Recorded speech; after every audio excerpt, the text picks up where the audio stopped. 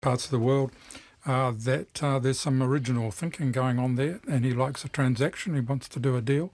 Whether he can solve problems like North Korea by making a deal with someone, and if they don't come up, as the Chinese haven't, that puts him in a bit of a spot. So I think he's doing all this through a business-like framework, and that necessarily doesn't work in the political sphere, but he'll be learning on the job, I'm sure. He seems to be tilting at the windmill a bit at North Korea, like Don Quixote, doesn't he? He tries one thing He and the identified other. it as a major world problem, which, of course, you may or may not think that.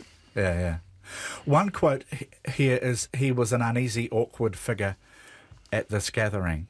Just because you're awkward and not smooth and not cut from the bland political cloth, presumably doesn't preclude you from being the great game changer. No, but I think there's a real absence. It's interesting, Neville, you said new ideas. I think there's a real absence of new ideas. We seem to be throwing old ideas at today's problems. Is that what you think he's doing? Yeah. Oh, no, I think he identifies a problem that hasn't been solved, and he says, we've got to deal with that, and we're going to do something about it. That's how people in business resolve solutions. And I think whereas in politics and trade and that sort of thing, the longer you hold off making a solution, the better they like it. Would you like to see deeper Trump analysis? I think he's treated as a comic book character, and that's not. And there's no real analysis of what he's done. But he has done a lot of things that we don't see normally in the media here in terms of legislation. Some of which is good, some of which is bad. Because it's all to do with much of it to do with how bumbling or crazy or ungoverned he is. You would like to see. Well, we run a weekly roundup of all the decisions he's made, and a lot of those are domestic ones, but he does sign off a lot of things. Well, yep, we've solved that one, and these problems might have been hanging around a long time. And a lot of his program, of course, he was elected on, was to undo a lot of the things that went on in the previous administration, and that's not very popular with half of the people in the United States, let alone the rest of the world. An American comedian, finally, that most of us here don't know, I would think, I didn't, attracts odium for remarrying not much more than a year after his wife died. The headline, Patton Oswalt slams critics who say he's remarrying too soon. What is the acceptable time period, in your view, for remarrying? Is there one? I don't think there is one. I think it all depends on the circumstances.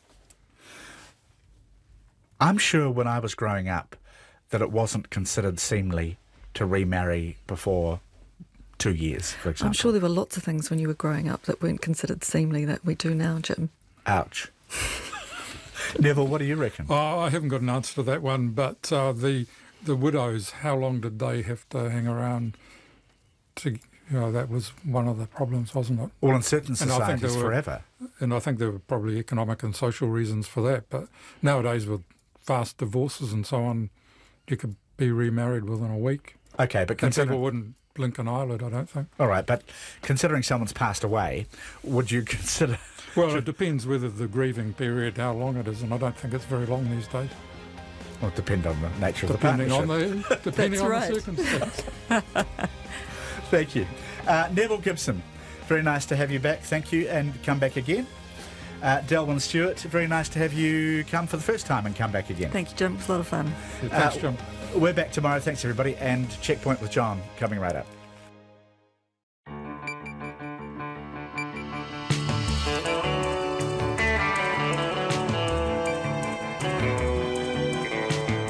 Kia ora everyone. Tonight the government divvies up its $1 billion housing infrastructure fund, with Auckland's Tauranga and Hamilton the major beneficiaries. But what does it all mean? We look at Tauranga as a case study. A slip closes Wellington's Noronga Gorge, causing long delays and traffic chaos. The NZTA joins us live. Commiserations if you're stuck in it. A polar blast sweeps up the South Island, disrupting flights and causing treacherous road conditions. Auckland's homelessness problem. We speak to people who don't have homes. Residents along the inland road between Waio and Kaikoura lobby MPs for cell phone coverage. It's a tourist route now, and a cat strategy which could include registration and a cost of $80. All of that coming up after the news with Katrina. RNZ News at 5. Kia ora, good afternoon. Ko Katrina Batten tēnei. Thousands of commuters leaving Wellington are stuck in a slow-moving traffic jam after a slip in Noranga Gorge blocked most of State Highway 1. And it's not looking much better for the morning commute tomorrow. Our reporter Michael Kropp is there. The slip, which happened about midday, is blocking all 3 of the southbound lanes. 2 of the 3 northbound lanes are also closed to give contractors access to the site. Traffic has been stop-start in the gorge since about 3:30 when a helicopter began dropping buckets of water to sluice the loose rocks from the slip. Once that's done, the dozens of contractors will be able to move in with their diggers and haulage trucks to clear the rocks off the road. The Transport Agency says it expects the southbound lanes to stay shut until late tonight. It will then install concrete barriers around the slip and hopes at least 1 lane will be open for morning traffic. In Noranga Gorge, Michael Kropp ho. And just a hand, a second northbound lane has reopened. Another RNZ reporter says traffic on the alternative routes through Wilton, Wadestown, Kandala and Ngaio is at a crawl. One woman whose journey was delayed by the slip is Carol Thomas. She's seen signs of danger before. I cycle down the gorge and I see rock falls most mornings when I cycle, and I'm very glad I wasn't under that one. It came down really fast, as they do. If you had been going into that or in it, you would have been pushed into the traffic and gone for a skidder and hopefully, not under a car. Carol Thomas says the path alongside the motorway should be widened. Hundreds of disability support workers who initially missed out on a landmark pay claim will now get it as well. Parliament unanimously approved a $2 billion settlement in May, boosting the wages of roughly 55,000 care workers. But the deal didn't apply to almost 1,700 staff employed by the Ministry of Social Development, or Oranga Tamariki. The government's now approved another $55.8 million over 5 years to include them all. The deal will kick in from early August and be back paid to the beginning of July, in line with the initial settlement. The Finance Minister says infrastructure loans to 5 councils will be interest-free over 10 years. The government has allocated its $1 billion housing infrastructure fund to 9 housing projects in Auckland, Tauranga, Hamilton, Waikato and Queenstown.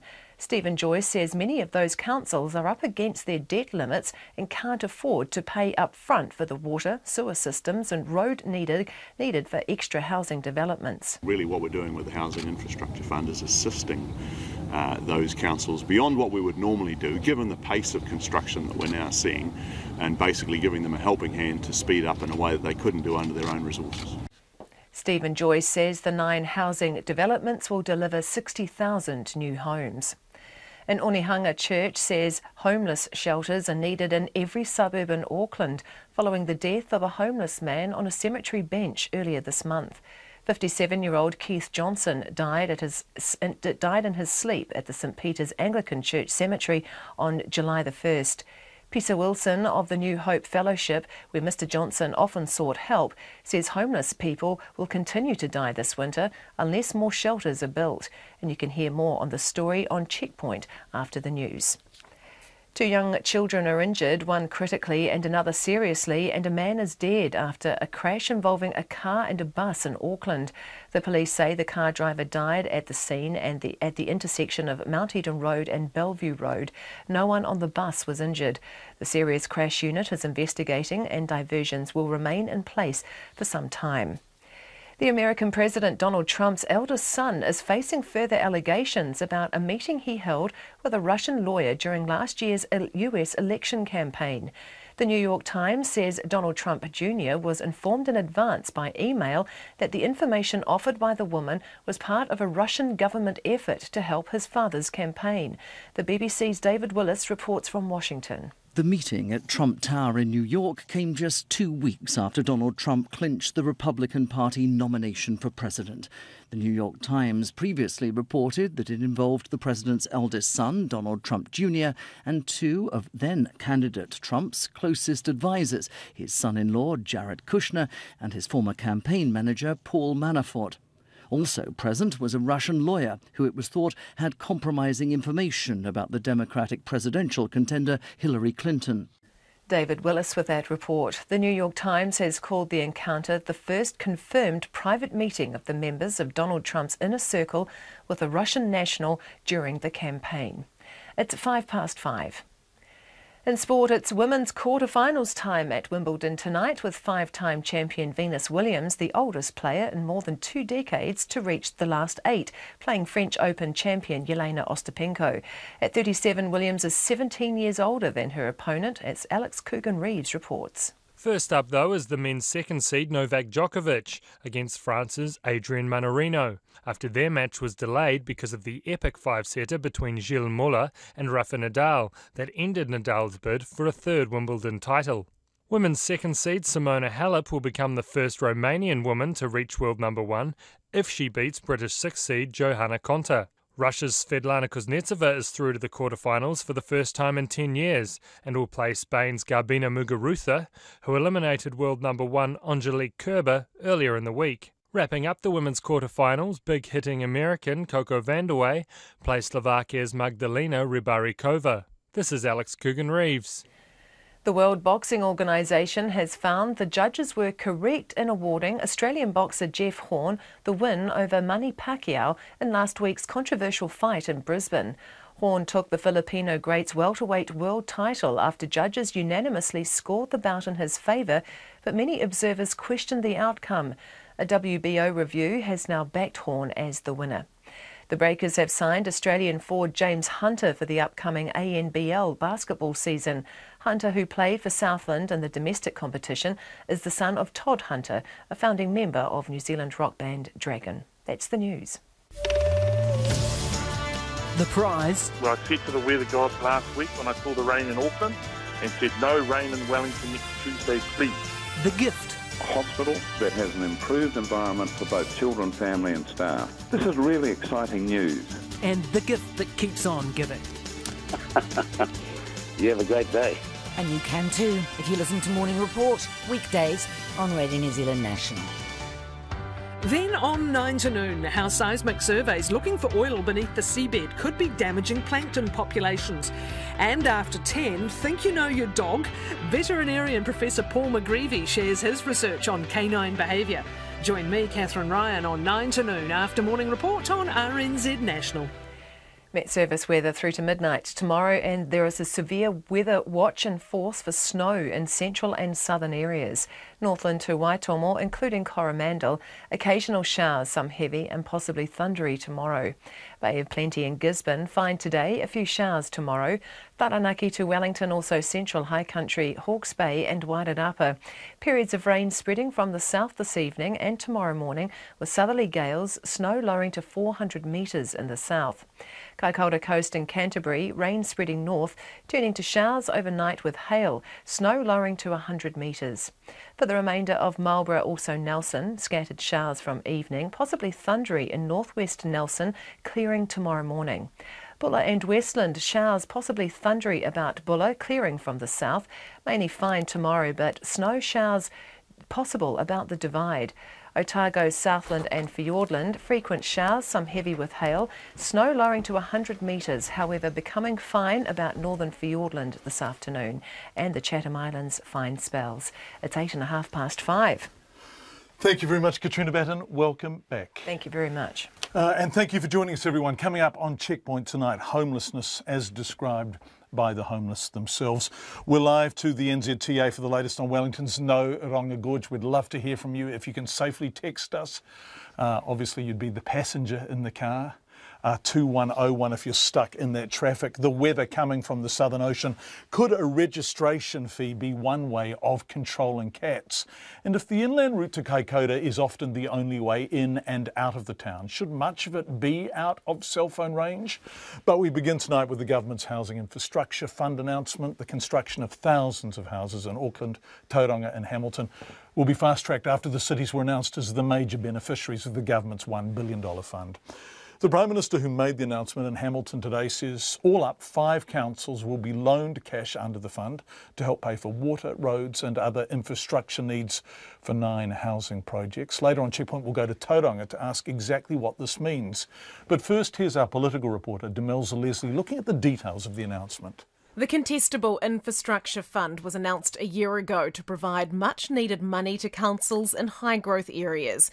Many of them are up against their debt limits and cannot afford to pay upfront for the water, sewer systems and roading needed for extra housing developments. Auckland City Council will receive $300 million to support more than 10,000 homes at Whenuapai and Red Hills. Tauranga City will receive $230 million to support the construction of 35,000 homes in a new subdivision in Papamoa, while Hamilton gets just over $270 million, which will help it complete the Peacocks development on the southern border of the city. The other two councils to be funded are Waikato District and Queenstown Lakes. The Prime Minister Bill English says the funding will allow 60,000 houses to be built faster, in some cases up to 8 years earlier. Because that's an explicit requirement of the fund, that our growth councils could show us they would be bringing forward more houses sooner. There were a total of 16 bids from the 5 councils for the infrastructure funding. The Building and Construction Minister, Nick Smith, says a number of the proposed subdivisions were too small to be considered. All councils that made bids were able to secure one of their projects. A number of the projects were not funded because they did not meet the test of bringing either new houses forward or sufficient homes. But the money being given to councils is a loan. The Finance Minister, Stephen Joyce, explains how that works. There's no interest on the Housing Infrastructure Fund. It's being repaid in terms of, on the transport side, in terms of an increased what's called the FAR rate, back to the Land Transport Fund over time. And on the water infrastructure, it's zero interest. When do they have to pay it back? I think it's over a 10-year period. The Hamilton Mayor, Andrew King, says the loan his council will receive will help it realise a 30-year dream to open up the Peacocks development, which requires a bridge to be built over the river from Hillcrest. It's been talked about for 30 years, it's been zoned for 18 years, and to be able to get this over the line is just fantastic. The bridge alone's $100 million, it's huge. But we've got to have bridges in Hamilton. Hamilton's built on either side of the Waikato, so we can't do this without bridges. So the bridge is the key. And then we've got to get the sewage from this area right back to the sewage treatment plant, which is at the far end of town. The first houses under the fund are expected to be completed by late next year. But Labour's housing spokesperson Phil Twyford thinks the promise of 60,000 houses is an empty one. Well, Nick Smith made an art form of promising great things and never delivering. And we saw it with the special housing areas, which was their centrepiece policy announcement more than 3 years ago. They promised 39,000 houses. Fewer than 3,000 have been built in Auckland in the last 3 years. The government says it will now work closely with the councils and developers to ensure the projects are progressed at pace. From Parliament for Checkpoint, Demelza Leslie. And to have a closer look at a kind of case study to see how this is working later in the program, we're going to go to Tauranga and see how much money they're getting, what they're spending it on and how they're planning to repay it. 5:13, you're with Checkpoint on RNZ. Thank you for being with us. Some Wellingtonians will be taking a long way home tonight after a massive slip closed one side of the main roads into the city. The slip came down on State Highway 1's Nodanga Gorge just after midday. The road is entirely closed on its southern side. One of 3 northbound lanes is being closed to allow contractors to access the slip. This is a fairly fluid situation. I think it's changing even as we speak. NZTA's Regional Transport Systems Manager Mark Owen joins us now live. Are you there, Mark? G'day, John. G'day, nice to talk to you. I see, so all 3 southbound lanes, that's down the hill, are closed, right? They're still closed? That's right. How big was the slip? Did it come close to any cars that were on the gorge at the time?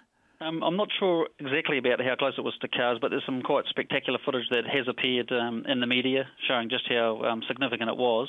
It wasn't huge in terms of volume, but certainly the height from which it came and the size of the rocks that came down, it certainly was a significant slip. Right, so it's very good news that it didn't hit anyone, obviously, and you've closed all 3 lanes. Does that mean the debris is across all 3 lanes, or are you just working from the outside in? It was across all 3 lanes initially, and it even impacted upon the northbound lanes. I think there might have been some loose material, so we had to close those lanes as well, just to have that safety zone to make sure that there was no risk of people getting hurt. Absolutely. What's the traffic like there now? It's very congested right across the network, because you can imagine taking out 3 lanes, people are looking for alternative ways of getting to and from. A little bit quieter on the network today because of school holidays, but then obviously a lot busier because of the parade in town. So we know there's a lot of people who want to get to and from. So we just want to advise people that there is significant congestion right across the network, particularly on State Highway 58, which is sort of the alternative route between the Hutt Valley and Porirua. That's the Haywards Hill, right? The old Haywards Hill Road, yeah? Haywards Hill, that's right. Yep. And certainly on some of the local road, the parallel routes sort of running through Tawa, Johnsonville, very heavily congested. So we're just asking people if they could avoid travelling sort of over the next couple of hours, try and avoid the peak traffic, or look at using possibly passenger transport if that's a feasible option. Okay, so at the moment, for people leaving town, so if you're heading up the Kapiti Coast towards Porirua or further north, what's available to you? There are 2 lanes of the gorge open to go up the hill and out of the city?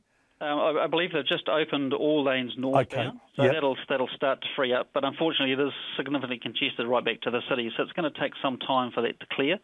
And we certainly advise people, please don't rubberneck. Keep your eyes on the road, keep an eye on the car in front of you, because we want to sort of try and keep things moving and get things freed up as quickly as possible. But certainly southbound is still closed and will be closed overnight while we get a crane in there to do a more detailed assessment of... Which presents a nightmare for people coming into town, right? If they go into the airport or to the ferry terminal or just into the city, how are they, if they're coming down State Highway 1, once again from that sort of Kapiti Coast region, how do you recommend they get into the city if they absolutely have to get there? They'll certainly need to look at alternative ways. So, I mean, obviously 58 is pretty congested at the moment, but as it frees up later into the evening, hopefully they can come down State Highway 1 and use State Highway 58 to get onto State Highway 2, or alternatively they can turn off, say, at Tawa and use the local road parallel network. But it is heavily congested at the moment, so they certainly need to allow a lot of extra time, particularly, say, if they're trying to get to the airport or somewhere important. Are there resilience issues here that we should be worried about? This is our capital city. It is an earthquake-prone city, as we all know. Should the Noronga Gorge be capable of being blocked by a rock slip to this extent? We're certainly aware of the resilience issues, and that's one of the things we're focusing on. Certainly after Kaikoura, we're having a look at our network again in terms of what we can do to make things safe. This was an unusual one because it sort of happened, on a fine day in Wellington. Just one of those things that happens, but it certainly sort of draws our attention to make sure that we can get in there and investigate and look at these high-risk areas and see what more we can do to make it even more resilient. Mark Owen, who is NZTA's Regional Transport Systems Manager, joining us live from Wellington. We would love to hear from you if you are stuck in that traffic. Text us 2101 if you are able to do so without breaking the law, obviously. An Onehunga church and the daughter of a homeless man who died on a park bench have called for shelters to be opened in every suburb in Auckland to protect the city's vulnerable from winter. And, as we're going to report later in the program, it is cold, even as far north as Auckland. It comes after the Auckland City Mission made a desperate plea for help, and Te Puea Marae prepares to open its doors for its second winter. So why are people living on the street, and who is helping them, and what are their lives like? Our reporter, Zach Fleming, and our cameraman, Bradley White, went to find out. 57-year-old Keith Johnson died on this bench 10 days ago. It wasn't just the bench at the St. Peter's Anglican Church Cemetery in Onehunga, though. Since 2012, it was his home. And there, just by chance this afternoon, we came across his daughter, Cannon. She's 29. I saw Dad probably 2 weeks before he passed away in hospital, and I took him some clothes. And I said, I'm giving you these clothes early, Dad, your birthday's coming up, so don't lose them. Yeah, because his birthday would be this month. Keith was an alcoholic, but according to everyone I spoke to this afternoon, he was a happy one, not a violent one. Mistakes and bad choices led him to his bench. I just noticed that his sense of time during the day, whether it was 3 in the afternoon or 3 in the morning, he just had no concept of time. That's when I knew that his mind, that's when it started to break my heart. His mind was going because of the drinking. And help was offered, sought and accepted. Cannon says Keith had been in and out of rehab, several rehabs. But it was always a plaster, she says, not a cure.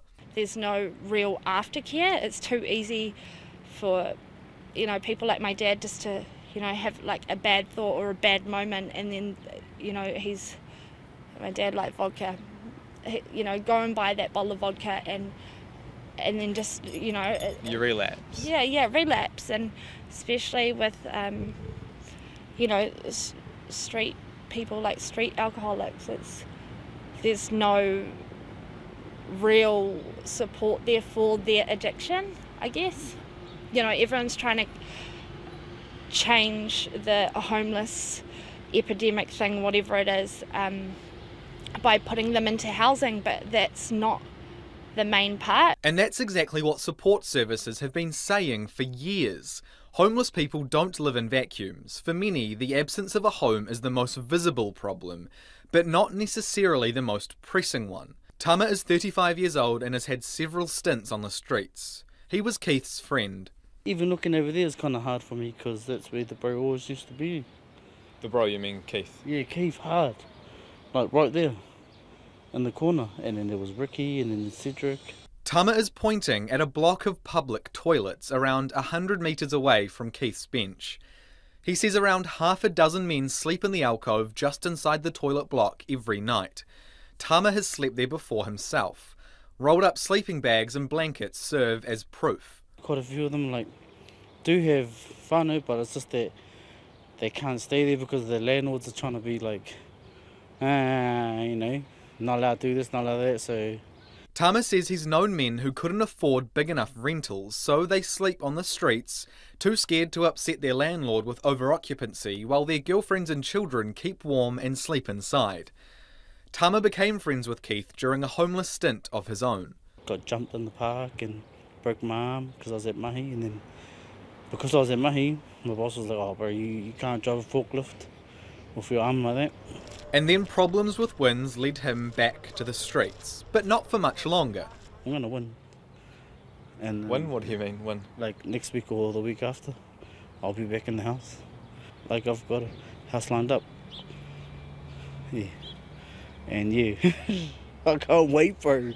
Straight on. That house is courtesy of the New Hope Fellowship Church in Onehunga.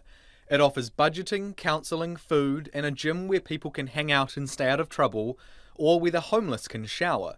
Keith went there often. We provide towels, shampoos, anything they need to refresh themselves. And if they want a cup of tea or coffee or something to eat, we'll provide that as well. Or just a chat even. Exactly. How many people take advantage of it? I think most of the guys that are out there have come in at least once or twice. Pisa Wilson runs the gym. A bodybuilder, he says Keith was his mate. Today, nearly a fortnight after his death, Pisa was still talking about his friend in the present tense. Keith comes in here a lot of the time, and whether it's just to talk. I mean, we'll talk about life. We can talk about anything. So, it's, he's a very talented man. A lot of people don't know he's a very talented man. I mean, mechanic. He was a surfer, I heard, and a bit of everything, really. Pisa knows most of Onehunga's homeless. He says simple solutions will make a big difference. When it's stormy at night, or when it's raining, it really does kind of give me nightmares. Not nightmares as such, just worrying about the guys and the girls out there. Because once you have a relationship with these people, you have that connection. So I reckon every suburb should have, especially where the homeless are, some sort of shelter for them to stay at night, keep warm, keep out of the elements. I mean, my friend Keith, he died out in the elements. He acknowledges, like everyone I spoke to today, that Keith and others like him have probably made some bad choices along the way. But he questions, like everyone I spoke to today, why that matters. Something Keith said that really kind of stuck to me. He said, Pisa, you know what, all I want for people to do, I'm not asking for money, I'm not asking for this or that, I just want them to treat me as a human being. That's it. I mean, isn't that what we all want? And for us as a community or as a country, we really should be treating these people as a human being. For Checkpoint, Zach Fleming. 57-year-old Keith Johnson. 24 minutes past 5. A polar blast is sweeping up the South Island, disrupting flights and causing treacherous road conditions. The storm, billed as the worst of the year, has seen snow fall throughout Otago, and inter-island ferries have been cancelled from tomorrow night as the severe weather is predicted to move up the country. Here's our Otago Southland reporter, Lydia Anderson. Snow began falling in Queenstown and Arrowtown at lunchtime today, with temperatures plummeting throughout much of Otago. Flights were cancelled at Queenstown Airport, but ski fields like Cardrona have been revelling in a fresh dusting on the slopes. Queenstown Lakes District Council spokesman Jimmy Sygrove says residents in the resort town were excited to get a brush of snow. It was settling up in some of the suburbs like Arthurs Point, Fern Hill, out towards Arrowtown, but no, none of it was actually settling in here, although it was snowing quite heavily and it looked nice. Drivers were told they needed snow chains over the Crown Range, but black ice on the roads has been causing the most trouble. The police say about 5 crashes were reported early this morning as vehicles slipped on icy roads. A transport agency spokesman, John Jarvis, says school holiday travellers should heed the road warnings. People need to be using a bit of common sense and planning their trips, and if in doubt, especially if they're heading inland on a long journey, because of the school holidays or whatever, probably leave it until 10 o'clock in the morning before you make your decision to go, and try not to travel, say, beyond 2:30, 3 o'clock in the afternoon. The cold front is predicted to bring snow to Fiordland, Canterbury and Marlborough as it moves across the South Island. Federated Farmers Vice President Andrew Hoggard says most farmers have generators and are preparing to move stock if necessary. He says it's often hard to get a full picture of how badly farmers are affected until after wild weather passes. Communications are the sort of first thing that go, and it's pretty hard to find out from people, if roads are out and telecommunications are out. You don't know what people need and they can't tell you what they need. Embattled Otago electricity company Aurora Energy has cancelled all planned power outages today and tomorrow as the temperatures plummeted. It had planned to cut power to more than 2,000 customers in Dunedin and Central Otago so it could replace failing power poles. Met Service forecaster Karen Doolan says gale force winds are expected in the upper South Island and lower North Island tomorrow, and people should expect the cold weather to hang around for a few days. This low is going to continue to feed moisture into especially northern parts of the South Island and the east coast of the North Island, so Wairarapa, Hawke's Bay, Gisborne, and the low will eventually move north through kind of towards the end of Thursday and into Friday, and eventually things should fine up relatively well for the weekend. Inter-Islander ferry sailings have been cancelled from tomorrow night due to predicted swells of up to 7 metres in the Cook Strait. However, the weather hasn't disrupted Emirates Team New Zealand's homecoming victory parade schedule.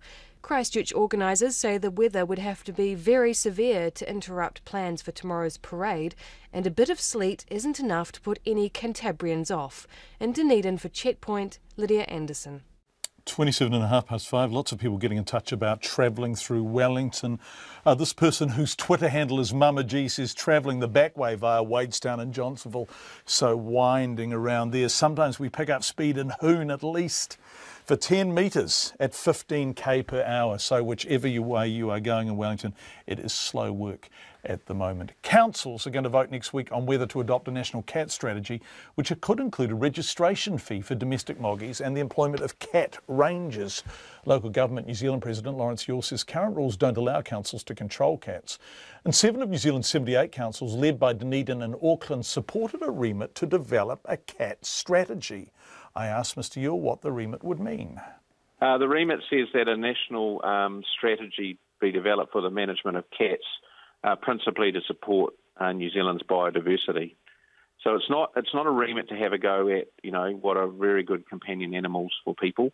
It's a remit to have a go that are homeless or feral cats, and trying to develop a strategy that will deal with them really in a better way than we currently are. Okay, but part of the strategy involves registration and a fee of $80. Well, I don't think any of those details have been sorted out yet. That those are potential options, and very much like we do with dog registration. But effectively at the moment, territorial authorities have no control over cat management unless they pose a risk to human health, really. And regional councils have somewhat control over feral cats if they're a pest. But in the middle there's a whole group of cats that have no control over them whatsoever. And they are domestic animals that have homes and by and large are staying in them. Some are, yes, and certainly the target is not for them. I think this is a pretty pragmatic approach. The SPCAs tell us that there are You know, there are growing numbers of cats. There are actually too many cats in New Zealand, and it's a difficult thing to deal with. They're spaying as many as they can. They're rehoming as many as they can. So this is not an attempt to have a go at your loved moggy. It is an attempt to try and deal with the cats that are wandering around communities, particularly in urban environments where they are causing major damage to the biodiversity or the bird life. Okay, Dunedin proposed the remit, Auckland seconded it. Then what were the other 5 councils that have supported it so far? Rangitikei, Palmerston North. I can't remember the others, right, actually, off the top of my head. That's all right. But what is required to make this something that would become binding nationally? Well, all this does really is determine the position of Local Government New Zealand as an organisation, and then if this was the position that the members want, then we would go and discuss options with central government. So it's really just a formative part of this process.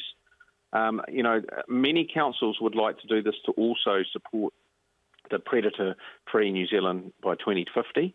Now, that process is largely around rats, stoats and possums.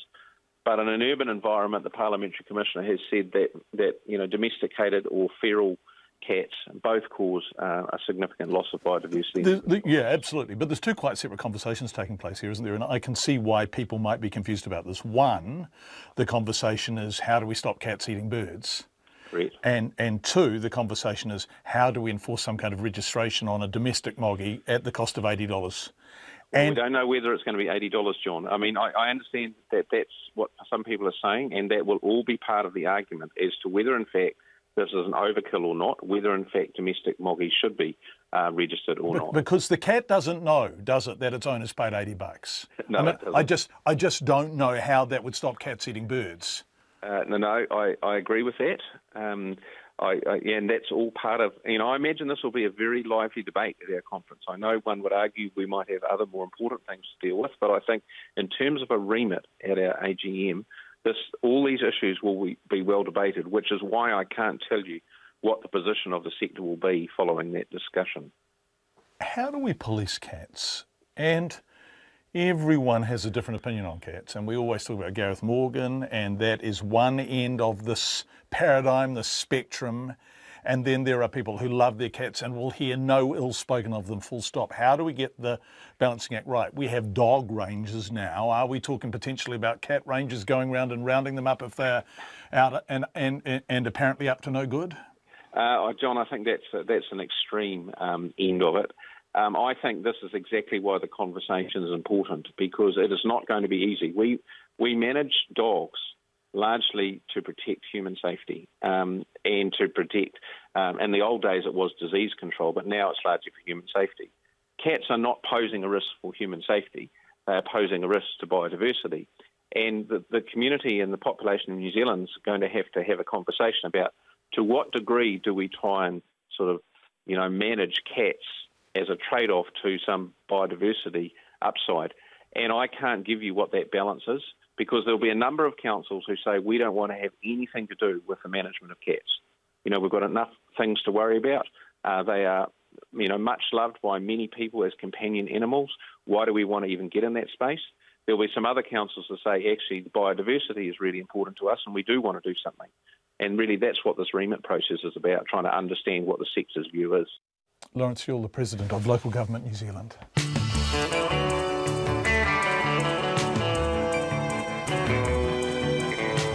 You're with Checkpoint on RNZ. Coming up on the program before 6 o'clock, Labour will scrap National's proposed tax changes, promised tax changes if it gets into government. We look at the party's families package. The inland route to Kaikoura is the only 24/7 access road in and out of the town. So why isn't there cell phone coverage for much of it? Residents say it's become a matter of health and safety. And Wellington turns on the sunshine to welcome the America's Cup. Don't forget you can text us on 2101, email checkpoint@radionz.co.nz, and we are, of course, on Twitter and Facebook. Nona is next with business news. But first, with the 7:34 headlines, especially late, to welcome you back, Katrina Batten. Here is 5:34, sorry. Here is Katrina Batten. Take it away, Katrina. I've come back with a cold and now you're confusing me with the time. So, right, here we go. The Transport Agency hopes to have 2 of the 3 southbound lanes in the Nauranga Gorge open to traffic about 6 a.m. tomorrow. It says significant delays should still be expected. 2 northbound lanes are open after a slip in the gorge this afternoon blocked most of State Highway 1. Hundreds of disability support workers who initially missed out on a landmark pay claim will now get it as well. Almost 1,700 staff employed by the Ministry of Social Development, or Oranga Tamariki, will get a pay rise after the government today approved funding of $55.8 million over 5 years. The Finance Minister says infrastructure loans to 5 councils will be interest-free over 10 years. The government has allocated its $1 billion housing infrastructure fund to 9 housing projects in Auckland, Tauranga, Hamilton, Waikato and Queenstown. A teenage boy has been charged with aggravated robbery after the violent assault on a pizza delivery worker in West Auckland. A 47-year-old man who's in hospital in a stable condition was attacked in the suburb of Kelston on Sunday evening. An Onehunga church says homeless shelters are needed in every suburb in Auckland following the death of a homeless man on a cemetery bench earlier this month. Pisa Wilson of the New Hope Fellowship says homeless people will continue to die this winter unless more shelters are built. 16 people are reported dead in the crash of a Marine Corps aircraft in Mississippi. CNN reported Lafleur County Emergency Management Director Fred Randall as saying that all 16 victims were on a plane and there were no survivors. The New Zealand Transport Agency says contractors will be working overnight on snow-affected roads as a cold snap moves up the South Island. Snow has been falling in Otago since midday and fell heavily in Tekapo this afternoon. Those are the headlines. I'm back at 6.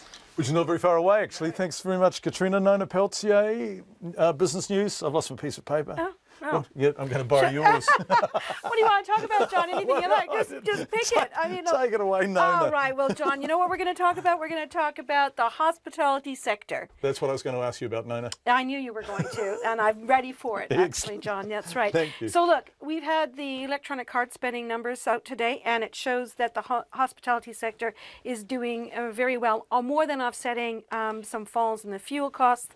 Overall, we had a lot of spending at 2.4% adjusted, and that's up over the year earlier to June. Now, that's interesting because that's a winter season, and you wouldn't expect the hospitality sector to be booming along. The Lions tour has helped that a lot. Tell yes.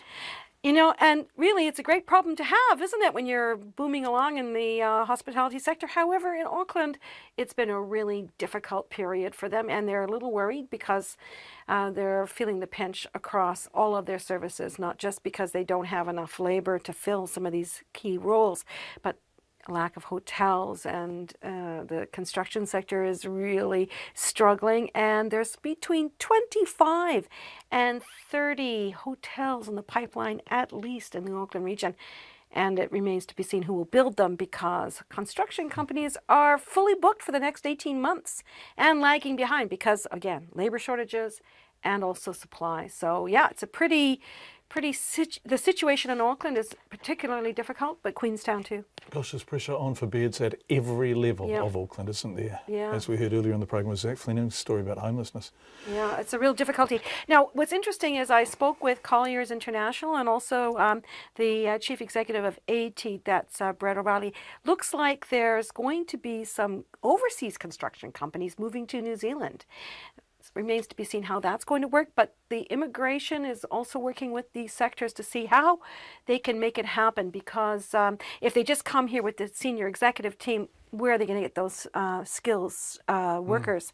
So are they going to bring them with them? Are there exemptions within the immigration policy that will facilitate that? Brett O'Reilly from ATEED said that, you know, it's really interesting that, you know, Auckland's market has been ticking along and tourism boom, all that's great. Change in immigration, suddenly, oh, you know, how dependent has the industry been on those migrant workers? Very dependent. And so there's a lot of sectors really hurting now, and something has to change. Brett O'Reilly said, really, there has to be an answer for what's going on by summer, or the longer term isn't going to be so good for the sector. So yeah, great numbers, very strong in terms of the economic development, construction, tourism, but there's a downside there. Thanks, Nona. Markets, what do they do today? Have I missed something? No. No, good. What did Well, actually, the dollar was a little bit weaker because there's a lot of interest happening in the U.S. The U.S. Federal Reserve, Janet Yellen, will be talking, giving testimony, and we'll see what happens with that direction. The Canadian dollar, it looks like it's quite strong at the moment because they actually might move on interest rates after I don't know how long years. So we ended up with the dollar a little bit weaker at 72.3 U.S. cents, 95 Australian, and 56.1 British pence. The top 50 index, though, was a different story. We were up more than 0.5%, 0.6% as a matter of fact. That's up 45 points to 7,629, and that's just off our all-time high. So watch this space. Nona Peltier with us again in the Auckland studio. Thank you so much, Nona. Coming up, Labour's Families Package. But let's first head to State Highway 1, south of Kaikoura. It closed at 6 o'clock last night and will reopen again at 7 o'clock on Friday morning. You can fly in and out, which is what Tourism Minister Paula Bennett did after visiting the town today. But for most people wanting to access the coastal tourist community outside of State Highway 1's strictly regulated opening hours to the south, the only way to do so is via the inland road. Now, once primarily used by the people who lived on it, or live on it, and by vehicles servicing their farms, it's now also used by tourists and traffic that has no choice but to drive that way to get in and out of Kaikoura. It's a narrow, isolated and demanding road in some places, and much of it is out of cell phone range. After a series of minor crashes involving tourists, locals say they're worried that if something more serious happens, or if there's another earthquake and cars are trapped by a slip or rockfall, it will simply take too long to raise the alarm. They say what was a quiet country road has assumed an altogether greater significance, and it simply can't remain out of cell phone range. Residents of this road have been concerned about the safety of travellers on the inland road, inland Kaikoura Road, for many years due to lack of cell phone coverage. That's Sue Turnbull, who lives at the Waio end of Inland Route 70. That's towards the southern end of the alternative road into Kaikoura. It was once a country road used by locals, farm traffic and the adventurous. But since the earthquake, what have traffic volumes along 70 done? Have they increased markedly? Yes. And not long after you pass Sue's home, heading north, cell phone reception starts to disappear. From 18 kilometres approximately out of the township of Waio is where it drops out, and it returns roughly 50k later. 9 kilometres from the beginning of the inland Kaikoura Road at the Kaikoura end. And everything in between, somewhere in the region of 45 minutes driving time, give or take, is a mobile phone black spot. So all that middle bit has no cell phone coverage. Before the earthquake, that didn't matter as much, but State Highway 1, south of Kaikoura, is open Friday to Monday from 7 a.m. to 6 p.m, and the other 124 hours of the week, including every night and all of Tuesday, Wednesday and Thursday. The inland route is it. There is no other way to drive to and from Kaikoura. And so we're really doing this for everyone who actually drives on the inland Kaikoura Road. What this is attempting to get cell phone towers in, so people using a road that's pretty testing in part aren't off the grid if they go off the road. They've tried Transport Minister Simon Bridges, they've tried Primary Industries Minister Nathan Guy, and because the people now using the road include tourists, so desperately needed, remember, to keep Kaikoura afloat, they've tried Tourism Minister Paula Bennett. What we have back from Paula Bennett's office is that it is not part of her portfolio. So, a bit like the would-be cell phone users themselves, they've disappeared into a black spot, which is odd, says Labour's Claire Curran, because money has been set aside by the government for exactly the purpose of addressing such black spots. The background to this is that in 2014, around this time 3 years ago, before the 2014 election, the government announced $150 million for rural broadband, $100 million for rural broadband, the second round of it, and $50 million for the Black Spot Fund, which was deemed at the time to be really important. And this is for all of those roads, such as Highway 70, such as the road that goes up the Waitaki Valley in the South Island. There would be numerous roads where there is long tracks of no cell phone coverage, and where when accidents occur particularly, there's no way of making contact with emergency services. And it's a really big issue. And if this has got more, this road is getting more traffic, then that becomes a health and safety issue. And I can't understand why it's not seen as a bigger priority. Neither Simon Bridges nor Paula Bennett would appear on Checkpoint tonight, but Sue Turnbull says the message is confusingly mixed. People are being told to go to Kaikoura, but when State Highway 1 is closed, they're doing so on a remote and testing road with good Kiwi features like a narrow single-lane bridge. We have them crashing into the side of the bridge as they approach the bridge because they don't realise how narrow the bridge is and how wide their vehicle is. We've had one just drive straight off the bridge as they off the road as they approach the bridge, being a single-lane bridge. Another car was coming onto the bridge and they dropped 2 to 3 metres into the river. And at that spot, and at roughly 50k of the total drive, there is no cell phone coverage, full stop. They are pushing Kaikoura as a tourism destination at the moment, and often those tourists come between Kaikoura and Hanmer Springs, and the only route through that way at the moment is the Inland Road.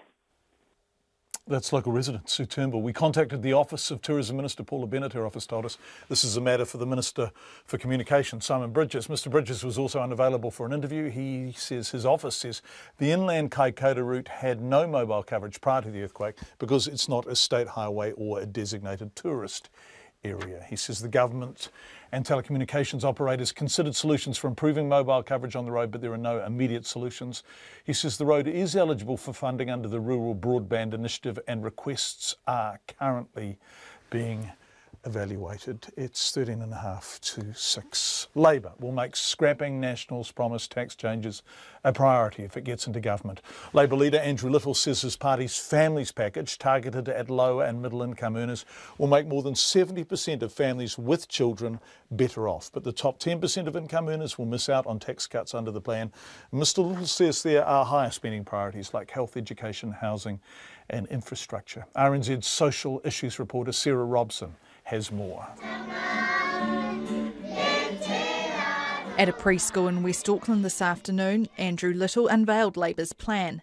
It includes boosting Working for Families, a $60 a week Best Start payment for families with children under 3, and a winter energy payment for beneficiaries and pensioners.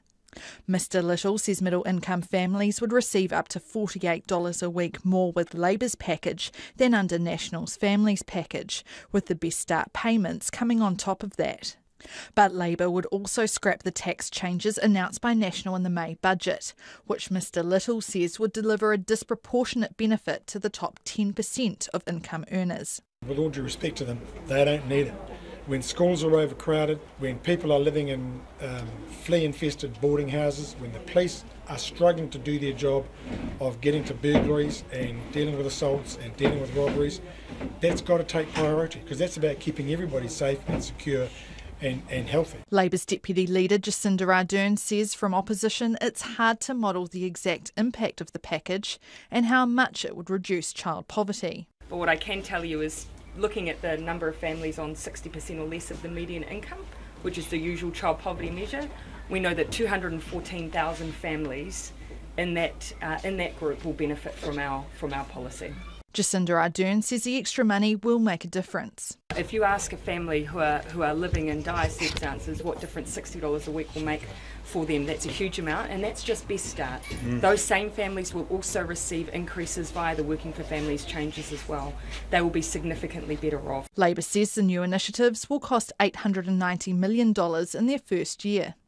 The party's finance spokesman, Grant Robertson, says by scrapping National's tax changes, they'll have about $2 billion over 4 years to spend on housing, health, education and infrastructure.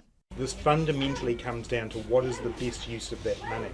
and we believe the best use of that money is to improve those public services.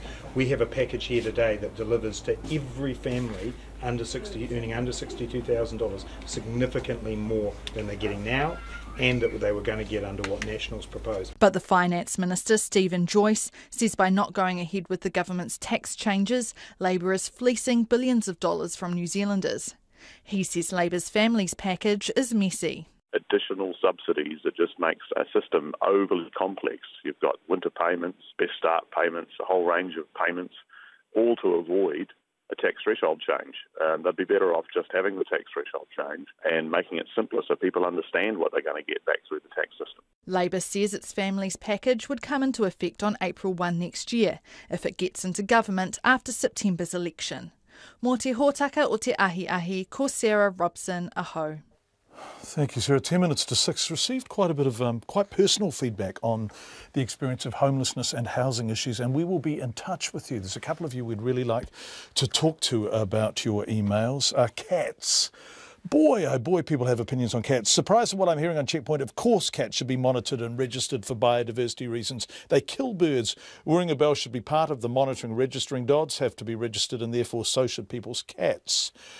Want to sort out the biodiversity issue in this country, legalise us having native species as pets. I love my cats, but if I could have a kiwi or a gecko as pets, the cats would be replaced when they die. When do we register cows? Why does it cost $80 to register a cat, and who does that help? And who does that help other than councils? We should say this is just under discussion. It's not happening yet, but it is part of a broad remit being considered. Hi, John. My moggy only eats sparrows and minor birds. Perhaps they should be asking cat owners to keep a logbook. Can't imagine too many natives, especially in urban areas. The problem is rats and chainsaws removing all the native habitat. Cats also eat rodents. Beware unintended consequences, says Bridget. I wish someone would explain to our cat that it eats rodents, because there is one living in our house and the cat just ignores it. Bless it. Right, more on cats coming up. We are getting a lot of feedback on cats from people with opinions right across the spectrum. It's lovely to hear from you. Let's go to Canada, where wildfires are continuing to spread in the western province of British Columbia, sparking mass evacuations. There are at least 230 active fires burning in the interior of the province. 14,000 people have now been forced from their homes. The blazes took off over the weekend following electrical storms and strong winds, setting off tinder-dry forests, which have not seen rain for weeks, and they are just going up. British Columbia has now declared its first state of emergency since 2003. Elizabeth Brown reports. Time to go, folks.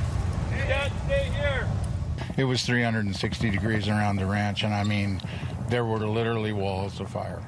Roger Brown fled his ranch in the Caribou district with his wife and horses and made the hour drive to 100 Mile House, only to find themselves being moved on again when the entire town of 2,000 residents was evacuated. Sometimes, you know, fire follows fuel, and it's been so dry up here, everything is basically fuel. Tyler Austin is bedding down with thousands of other evacuees in a relief centre set up in Kamloops. He says he got a knock on his door in the middle of the night and was told to get moving. So I grabbed my cat, a sleeping bag and a pillow, jumped into my car and drove here for 8 hours. I got what's on me and that's it. I'm going to go shopping for some clothes this afternoon. Another evacuee, Travis Gola, says he's ready for a rest after a long bus ride through burning forest. You know, there's a lot of mountains on fire. It's like when we were on the way drive here, we had to take the back roads, and we passed by like probably 4 different mountains that were all caught up on fire. The fires have closed highways and have disrupted operations at 2 mining companies. At least 30 homes have been destroyed near Cache Creek, while fire has also burned down several buildings and homes on the Ashcroft Indian Band Reserve. Fire Information Officer Heather Rice says some people have been told their homes are gone, but the extent of the losses isn't known. We have told people we know there has been some structural loss, but until the fire is easier to see, the regional district will then assess the issue and move forward. For evacuee Cheryl Clayberg, it's the not knowing which is the hardest. I'm tired. I don't know what's going on.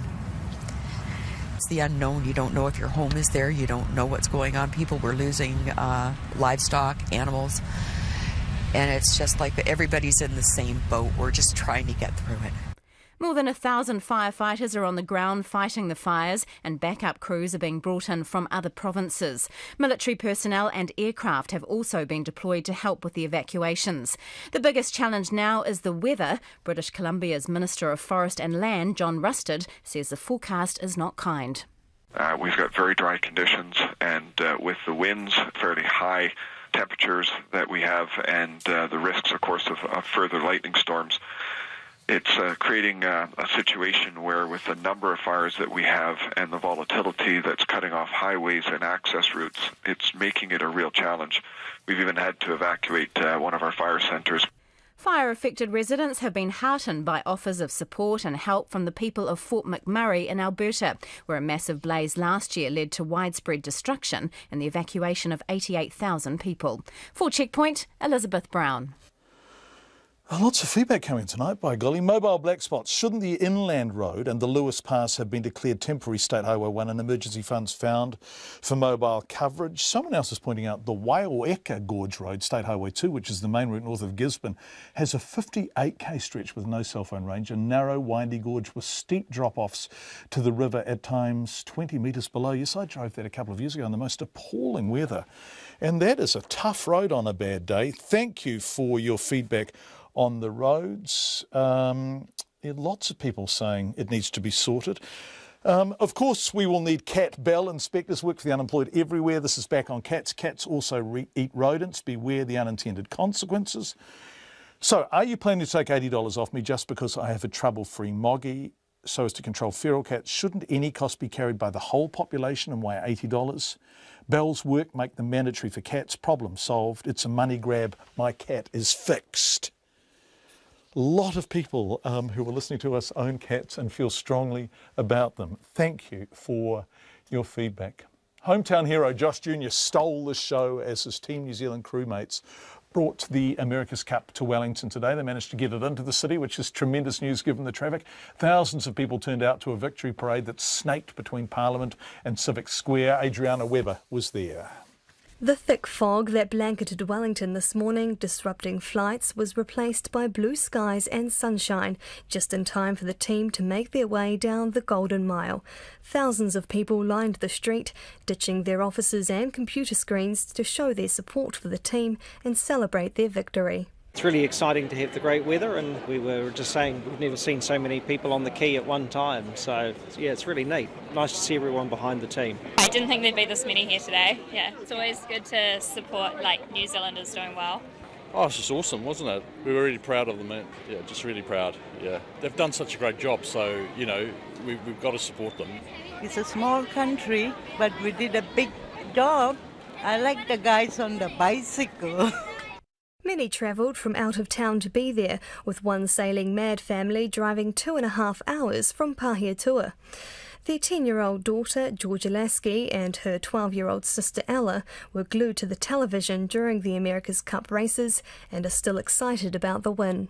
I think it's really amazing. At first I didn't really think that they were going to win because they had a crash. It just made you hold your breath and hope that they won.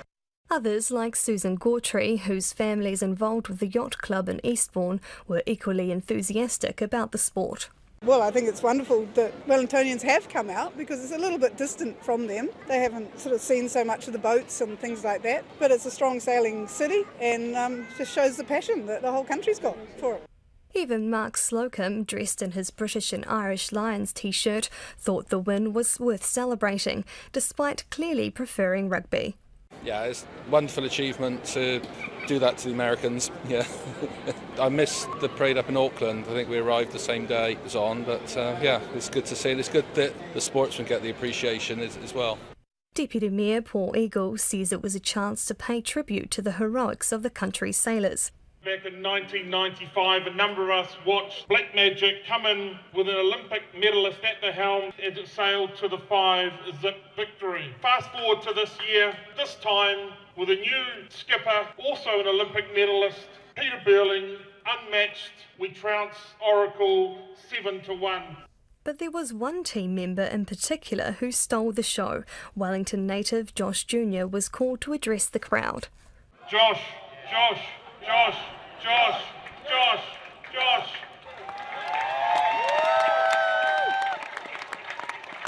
Come on, Josh, say a few words. Certainly, this is an amazing thing for us to bring the cup down here and have all you guys support us and to come home and to see you like this. It's just amazing. So thank you very much. Tonight, the team travel to Christchurch for a parade in the city tomorrow. For Checkpoint, Adriana Webber.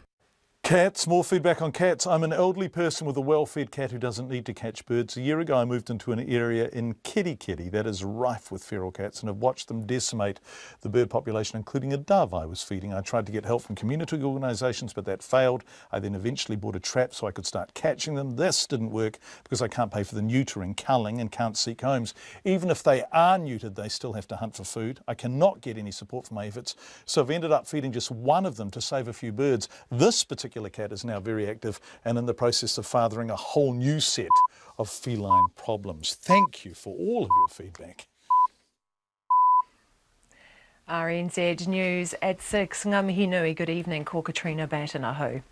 All 3 northbound lanes on State Highway 1 out of Wellington have reopened after a slip in the Nauranga Gorge, but traffic remains backlogged this evening.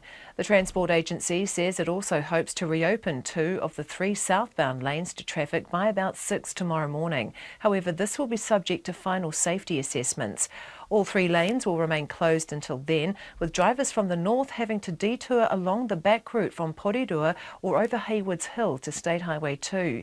Part of a cliff face collapsed onto the southbound lanes just past the fixed speed camera.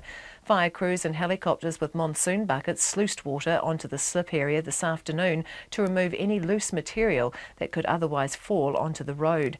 The agency says a 50 km/h speed limit will be in place for at least the next few days, which will cause further delays for Wellington-bound traffic. A senior Transport Agency executive, Mark Owen, says the slip was a very threatening one. It wasn't huge in terms of volume, but certainly the height from which it came and the size of the rocks that came down, it certainly was a significant slip. It was across all 3 lanes initially, and it even impacted upon the northbound lanes. I think there might have been some loose material, so we had to close those lanes as well to make sure that there was no risk of people getting hurt. Mark Owen of the Transport Agency. The Transport Agency says contractors will be working overnight on snow-affected roads as a cold snap moves up the South Island.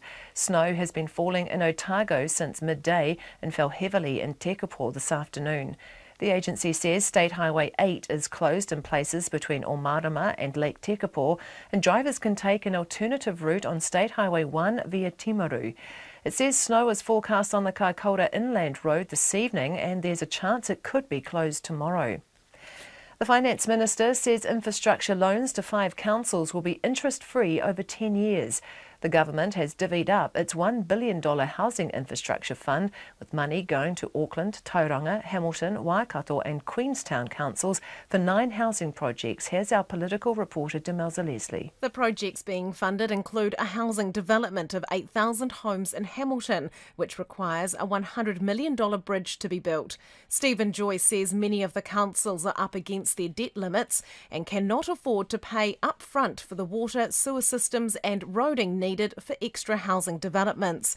He says the funding is an interest-free loan that will need to be paid back over 10 years. But the Labour Party says the government's promise of the loans resulting in 60,000 new homes is an empty one. From Parliament, Demelza Leslie.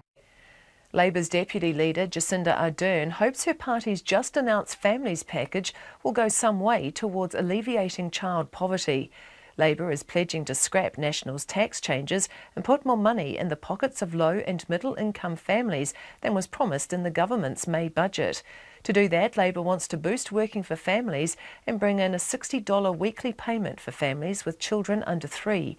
Ms Ardern says that extra money will make a difference. If you ask a family who are living in dire circumstances what difference $60 a week will make for them, that's a huge amount, and that's just Best Start. Those same families will also receive increases via the Working for Families changes as well. They will be significantly better off. Labour's Jacinda Ardern. All 16 people on board a US Marine Corps plane have been killed in a crash in Mississippi. The C-130 Hercules exploded in mid-air and crashed in a field in Lafleur County. Elizabeth Brown reports. Images posted online show the crumpled wreckage of the plane engulfed in flames in a soybean field, with a large plume of smoke rising into the sky. An eyewitness said he was working on a nearby farm when he heard a boom and then saw the plane corkscrewing down to the ground. The C-130 aircraft is one of the most extensively used planes in the military. It was being used to transport ammunition. In a statement, the Marine Corps said the plane had experienced a mishap but provided no other details. This is Elizabeth Brown. The American family who are being forced to leave the country say people they've spoken to are shocked and saddened they're not allowed to stay. Steve Jensen and his family came to New Zealand in 2013, later buying a cafe in Lower Hutt and a half share in the building that housed it. They missed financial targets set by Immigration New Zealand and are leaving the country on Friday. The family has been selling furniture and other household goods before the move. Steve Jensen says he's received a lot of support from locals, and many have said they're ashamed at the decision not to allow the Jensens to stay. YouTube has a new most watched video of all time. The official clip for Wiz Khalifa and Charlie Puth's See You Again has now had 2.89 billion views, overtaking the South Korean viral hit Gangnam Style by about 500,000. Gangnam Style spent 1,600 days at the top and was the first YouTube video to reach 1 billion views. It's 5 past 6. The departing Warriors winger Manu Vatuvei isn't comfortable with the label club legend, despite fellow players and management giving him the title. The Warriors chief executive Jim Doyle says Vatuvei deserves to be recognised alongside the likes of Stacey Jones and Simon Mannering. Vatuvei, who's been at the club since 2004, is moving to Salford in the English Super League and says while he's excited at what might lie ahead, leaving the club was one of the hardest decisions he's had to make. Well, to be honest, I think I'm a club legend with the likes of Stacey and all that. I'm just blessed and lucky enough to have survived this long at one club and to keep doing what I love to do. And now I just got to hand it over to the young boys. Manu Vatuvei. A year ago, Gilles Muller was an unheralded journeyman without a single title on the ATP tennis tour. This year, he's won 2 tournaments and has now produced one of the most memorable upsets in Wimbledon history, beating 15 times Grand Slam winner Rafa Nadal in a marathon 5-set battle that lasted almost 5 hours.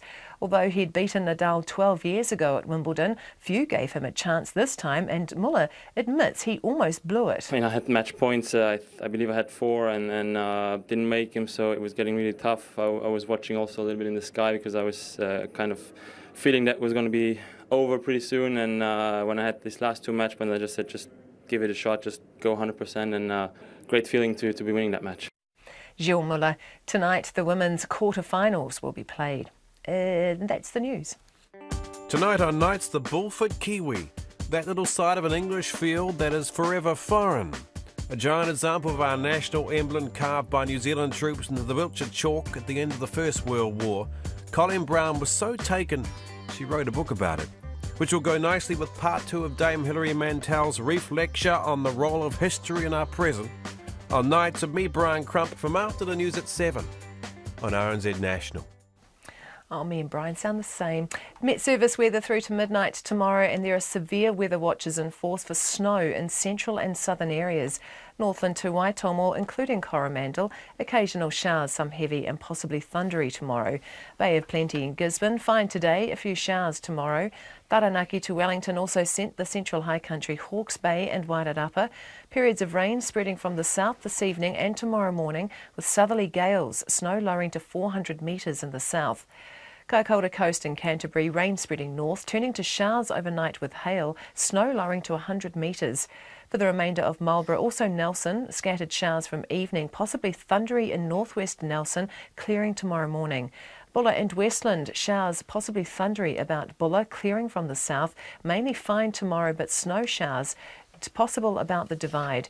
Otago, Southland and Fiordland, frequent showers, some heavy with hail, snow lowering to 100 metres. Hold on, wait for this. However, becoming fine about northern Fiordland this afternoon. Wait. I cannot believe you're about to say these words. I am. Go. Chatham Islands, fine spells. Go the Chathams! Yeah. Go the Chathams! This is not snowing there. An oasis of fine weather. No drizzle, nothing. Wow, Amazing. balmy on the Chathams. Thanks, Katrina. Lovely to have you back. We're getting the most amazing feedback on cats. Are we doing some of it now? I'm just looking into the control room. We do have a visual gag. Have you got it? Kelvin, Brent, I asked when I was interviewing Lawrence Hill, how do you police cats? And Brent mailed in a photo. I'm sorry, but it's an excellent photo. It's a visual gag, but it is a cat dressed as a traffic officer. Anyway, we're getting so much feedback. It's clearly a subject that greatly occupies the listeners to RNZ, or many of them. Thank you all. Auckland's Mayor Phil Goff says the city got most of the money it wanted from the government's $1 billion housing infrastructure fund. 5 councils in high growth areas will be loaned cash under the fund to help pay for water, roads and sewer systems for 9 housing projects. Many of them are up against their debt limits and cannot afford to pay up front for infrastructure needed for extra housing developments. Auckland Council will receive $300 million to support more than 10,000 homes at Whenuapai and Red Hills. Mayor Phil Goff says the money will allow the council and the government to start addressing Auckland's serious housing issues. We're very pleased with that. That is most of what we asked for under the HIF fund, and that will enable us to bring forward the development of 10,500 houses in the Red Hills and Whenuapai area. It will do that by enabling us to put the freshwater supply on, take away the wastewater, deal with the stormwater, deal with the roading. And that is really important. It wasn't just Auckland who received money from the infrastructure fund today. Tauranga and Hamilton each got between $200 and $300 million. But what exactly does all of this mean? This was contestable funding, and the Tauranga bid was driven by a team including Christine Jones. Christine is the City Council's General Manager of Growth and Infrastructure Services. So we gave her a call and I asked her exactly what Tauranga is going to get. We're getting $240 million of financing from the Crown. So is this a gift? You say financing. What form is this money coming to you in? So the government is giving it a loan. That loan is going to be interest-free for 10 years, and then the council needs to repay the loan to the Crown. Okay, and what are you going to do with it? So we've been successful with 3 bids. 2 of the bids are what we describe as city-wide infrastructure. So that is a new water treatment plant that will deliver water to our city, and significant upgrades to our wastewater treatment plant. So those are 2 major projects, and they are going to provide us sufficient water and wastewater capacity out till about 2050 or so. So it's going to provide capacity for around about 40 years. And what will your population be by then? So by the time we get out to about 2050, we're going to be sitting around about 190,000 people. Wow, and at the moment, roughly 120 at the moment now? We're around about 130 in 2016, and we'll get out to around about 190. Gosh, in 2053. Right, which brings us to the housing. Your population is growing very fast. I suspect many people listening to this will have had no idea that Tauranga's population is growing so fast. And so exactly like Auckland, you need to put these people somewhere, and you have 2 responses. Greenfields, where's that going to be? So the Greenfield area that we've been successful for the bid is an area called Te Tumu, which is at the eastern end of our city. A lot of people will be familiar with Mount Maunganui and Papamoa. Beyond that, if you keep going east, there's a new location called Wairaki that's already currently under development with houses coming to the market now. And after that comes Te Tumu, which is even further east, and it goes all the way to the Makatu Cut. And there's that wonderful new road that heads towards Whakatane going along the coast. So it's off there, isn't it? That's correct. So there's going to be a new interchange built on that new road, which will link Te Tumu and Wairaki to that new motorway. Right, forgive me for scaremongering, but in the context of what's been happening in Edgecombe and Matata, because this is not too far north of that, and this is low-lying and prone coastline, have you done due diligence on how safe this land is against things like flooding? Yes, we have. So we've done what we describe as a fatal floor test, which is an assessment as to whether or not we can develop in this area, and can we do that affordably. And we've concluded we have, but we've also concluded that much of the land can't be developed on either for ecological or flooding or storm surge reasons. So in Te Tumu, there's around about 746 hectares of land, and only 46%, so around about 340 hectares, are actually developable that we can safely and sensibly put housing on. Okay, and what sort of number are we talking about in terms of the housing that is going to go on there, and when will it be there by? So we're looking at 7,700 dwellings, so that's about a population of 15,000 people. And we're looking around about 2020, 2021. So which means that we need to be planning in the next year or so. It's underway now, and physical works happening in around about 2019 to be able to put houses on there 2020, 2021. And then you have to pay the government back, right? So this contestable funding, which was announced today, is, as you said earlier, an interest-free loan. Where will you get the money to pay the government back from? So that's an issue that our council has to work through its upcoming long-term plan process, which is where it sits down and looks at all of its funding requirements and its revenue over a 10-year period. And our council is going to have to look at that and make an assessment of how much debt is it prepared to carry on its balance sheet, and how is it going to manage the debt repayment period process. So that's something that we'll be engaging with the community on in Tauranga in early 2018. Your city is growing very fast, isn't it? Very much, and it's been the case for some time, but interesting, through the global financial crisis, if you think back to 2010. Oh, you're sorry. Yeah, 2008 through to 2010. So we would generally have less than 500 homes per year that we consented, and in the 10 months to April of this year, we had over 1,600. So that shows you the difference between, the global financial crisis and now with a high housing demand. It's basically tripled. Christine Jones, who is Growth and Infrastructure Manager for the Tauranga City Council, talking about what they are going to do with the interest-free loan they received from the government today. It's coming up to 6:16. Let's go to Iraq now. An American general has warned that the war against Islamic State in the country is far from over. The senior US commander in Iraq, Stephen Townsend, says while victory has been declared in the battle for the city of Mosul, the Iraqi government now has to reach out to the Sunni population to stop IS from renewing itself. Iraq's Prime Minister has formally declared victory after a nearly 9-month battle that left large areas in ruins, killed thousands of civilians and displaced more than 900,000 others. But as celebrations go on in Iraq, questions are now being asked about what happens to the refugees, how Mosul can be rebuilt, and what the Iraqi government and coalition can do to prevent IS rising up again.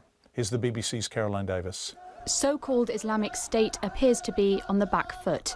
In Iraq, they've lost Mosul. Our victory today is a victory against darkness, against brutality and against terrorism. In Syria, US-backed forces are closing in on Raqqa. But this is not the end of the battle. There are a number of ISIS fighters still left in Iraq that'll have to be defeated before we've won the war. Meetings are planned in Washington this week to stop victories turning to defeat and chaos. So what happens next? Even if IS do lose cities, it doesn't mean they're defeated. The group could go underground, which could create a new set of problems. One of the first questions diplomats will want to know is what will be done to rebuild after IS. There's worry that if power sharing is handled badly, more people might become IS converts. There's also concern that as IS pull out, Iran will be able to increase its influence. Much of Mosul is in ruins, with no water or electricity. Nearly 1 million of its people have fled. As aid agencies call out for money, the memories of Iraq in 2003 will be ringing in many people's ears. But who will be paying for the peace? And what will be the price if no one steps in? Caroline Davis. The BBC's Jonathan Beale is on the ground in Mosul, and he says talk of a complete victory seems premature. Even though Prime Minister Abadi has declared complete victory against IS, it doesn't certainly seem like it on the ground. There is plenty of evidence today that we've seen of an IS presence, but it is, as I say, much less intense than it's been in recent days. And of course, Prime Minister Abadi came here yesterday, and his office indicated that he would declare victory. He said that at the end of that day that victory was just around the corner. This is a formal declaration, but we've seen this in the past where the Iraqis tend to claim victory, perhaps even when there are still pockets of resistance in places like Fallujah as well. So I think we should treat it with a bit of caution, but there's no doubt that IS is on its last legs in Mosul, but certainly so are the civilians who've got to rebuild this city and rebuild their lives. That's Jonathan Beale, who is in Mosul with the BBC. People in Wellington just having a nightmare time on the roads. Hi, John. More than 1.5 hours from the Terrace, which is Wellington Central, of course. You get straight onto the motorway there to the turn-off to Haywards Hill, which is in the Hutt Valley. What would it normally take? 30 minutes, I guess? State Highway 58, and we're still not there yet. We are still crawling along State Highway 2, the long way home to Raumati, says Helen. Just came north from Wellington CBD to Johnsonville via the very alternative back road through Marketer. Man, that's winding around. Took about 3/4 of an hour at speeds of 30 to 40k, says Paddy. Nightmare traffic in Wellington. At least 16 people have been killed in a US military plane in a crash in rural Mississippi. The Marine Corps cargo plane was regularly used for hauling fuel and supplies. 16 bodies have been recovered from the scene. This is just in from Ryan Brooks, who's with Reuters.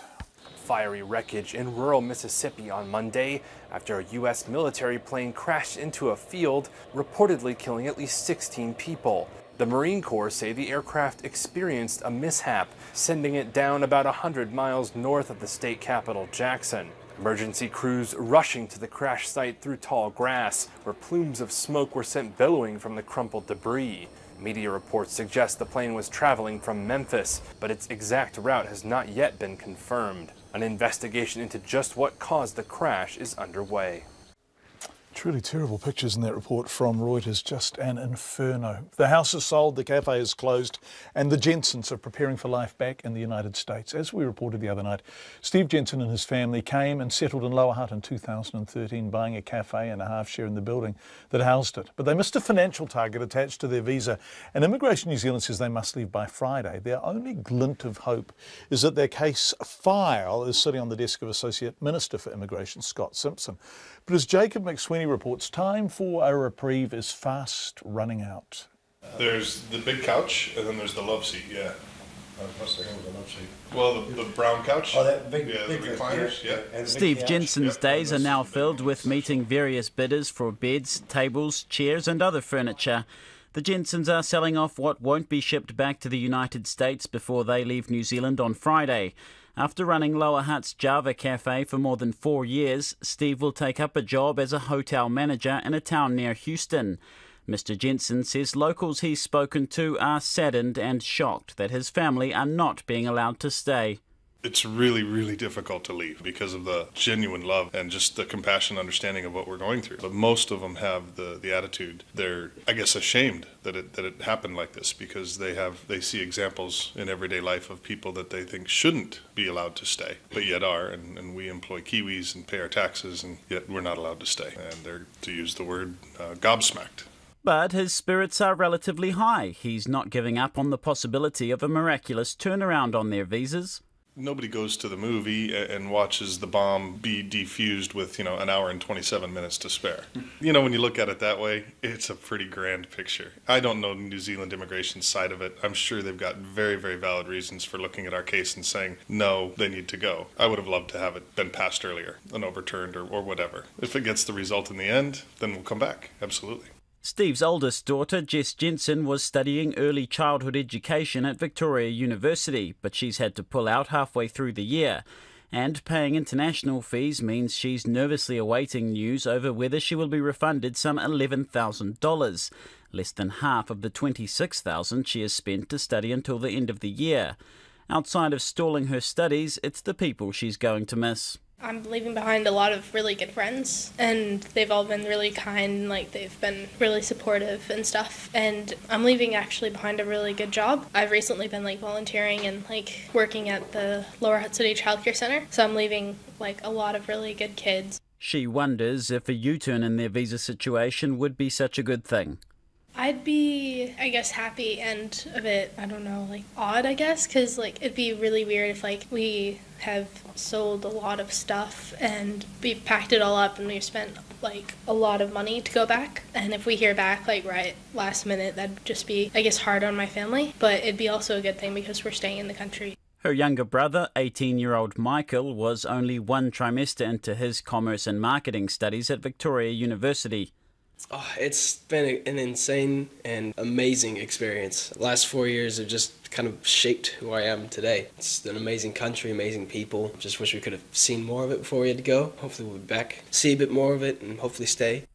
He says he'll be back as soon as he can. We've moved quite a bit, so hopefully I've learned a few tricks and traits about picking up friends. These friends that I've made here are, forever. And the age that we live in is quite a blessed one because connections made across the world just on the internet. You can keep relationships and connections for future. The Jensens are keeping hold of their share of the building they co-own and are waiting on offers for the cafe.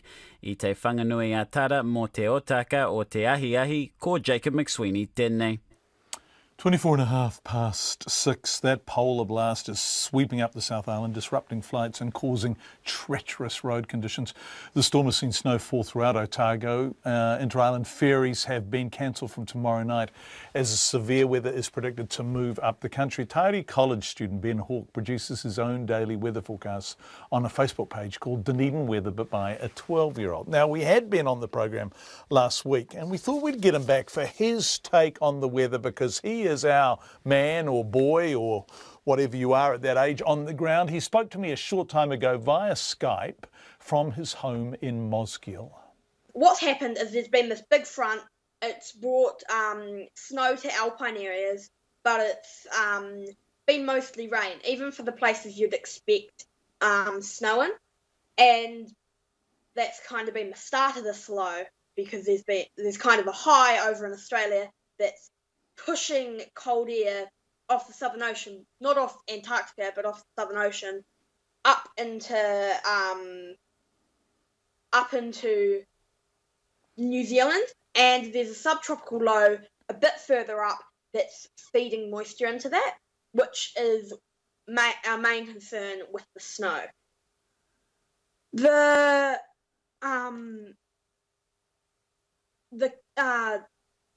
South Island is what's looking, it's only going to really affect people on the South Island and only on the part of the East Coast and all of the Central. The West Coast is looking pretty rainy and warm for snow standards, and places like the Central Plateau and possibly the higher parts around Taupo and places like that, they will see a bit of snow, but I am not sure about those places as it's very choppy and changey as you go north because of how far away it is to where the systems originated. Ben, we had Georgina Griffiths on the program last night from the Met Service and she was making a reasonably similar forecast. So you're kind of agreeing with the Met Service on lots of this. Do you see any differences between what you are forecasting and what they are forecasting? Are you picking anything different from what they're saying? They have kind of beat around the bush talking about Dunedin and Southland because they can't, because they don't have a radar in Dunedin, they can't really be certain, so they're kind of beating around the bush there. And with Southland, they've kind of maybe been a bit more liberal with the forecast than I would have been if I were them. So no beating around the bush and no being liberal from you, Ben. You just tell it like it is. Yeah, and if you are, say, in Dunedin, and you're in like the real low-lying parts, I wouldn't get excited because this system isn't a storm. It's just some cold air that's come up from the Southern Ocean, not the ice caps or anything, and it's mixed with a subtropical low, which was just going to bring rain to the more northern parts of the country. But this cold air is kind of drawing it down, and that is where the threat of heavy snow above 100 or 200 metres has originated. Not beating about the bush, that's Ben Hawke with his forecasts from Dunedin. It's pretty grim however you look at it, but both the Met Service and Ben himself say the worst is yet to come. Lots of feedback tonight on cats. This one from Steve Goy really struck a note because it's very rare to be able to do what is effectively a kind of before and after study. Our home is on the edge of the red zone in East Christchurch after quakes in Christchurch and thousands of humans and pets moved out. Of course, the red zone was emptied. We noticed a burst of native birds that we hadn't seen for years. After about 6 months, the cat activity decimated the native birds. Piwakawaka, moorpork, just to name a few, all gone again, says Steve. Thanks, Steve. Hi, John. Cats are lousy bird hunters. The only ones they catch are those that have fallen out of the nest or those that are about to die of old age. Anyway, regards, Chris. And cats need to be confined to their owner's property, says Steve from Birkenhead. Any cat found off the property should be put in the pound and a fine paid, same as for dogs. On behalf of the Checkpoint team, thank you for your feedback tonight. An extraordinary number of people have written in and texted in about cats. It's lovely to hear from you. That's it for this evening. We will be back tomorrow night at 5.